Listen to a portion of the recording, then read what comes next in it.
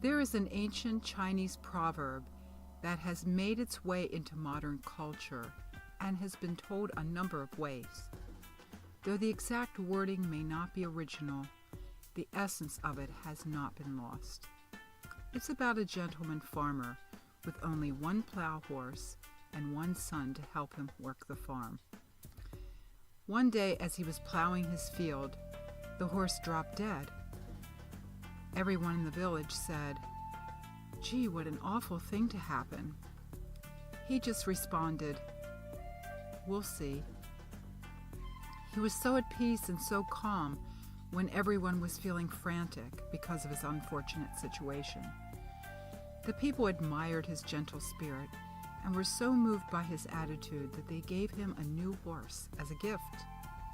Some people commented, "What a lucky man." And the man just calmly said, "We'll see." A few days later, the horse, being strange to his farm, jumped a fence and ran away, and everyone said, "Oh, poor fella." The farmer said, "We'll see." A week later, the horse returned with a dozen wild horses following. Everyone said, "What a lucky man."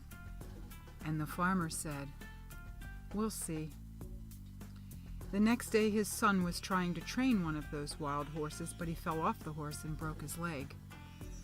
Everyone said, "How unfortunate." But the farmer just replied, "We'll see." The next day, the army came to town, taking all the young men for service, but they left the farmer's son because of his broken leg. Everyone said, "What a lucky guy." And the farmer replied, "We'll see." The moral of this story is, of course, that no event in and of itself can truly be judged as good or bad, lucky or unlucky, fortunate or unfortunate, but that only time can tell the whole story. I might add that the real story may not fully be revealed in this life.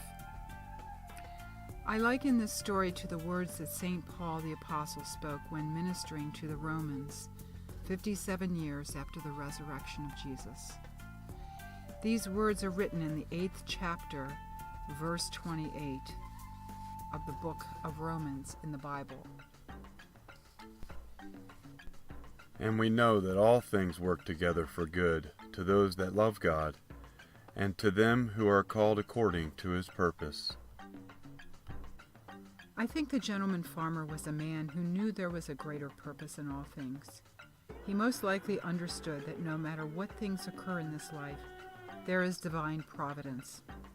Losses, gains, sickness or health, contempt or honor, sorrow or joy, all work together for a higher good if we can be gentle, not judge, trust, and allow our hearts to be receptive to the possibility that a greater wisdom than ours has an ultimate good purpose for all things. Most people agree that hindsight is greater than foresight. Life is lived forward yet understood backward. We recognize this truth through our own personal experiences. Rough events in our past ultimately polish our character. We could learn a similar lesson as we examine the works of Michelangelo.